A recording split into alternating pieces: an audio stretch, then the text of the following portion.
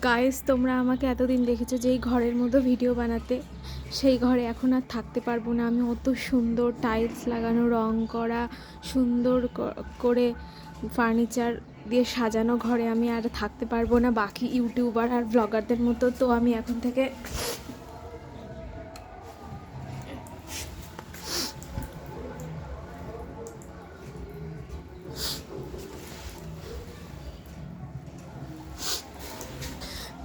এখন থেকে থাকবো এই এই এই ঘরটাতে। দেখতে পাচ্ছ প্লাস্টার করা, এইটা ভাড়া নিয়ে আমি এখন থাকবো।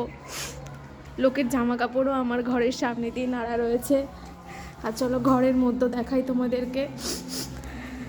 ঘরের মধ্যে রয়েছে দেখো একটাই বাক্স, এই বাক্সতেই আমার জিনিসপত্র থাকবে। আর এই বাক্সের উপরেই আমি বিছনা পেতে ঘুমাবো, আর কিছুই নেই ঘরে।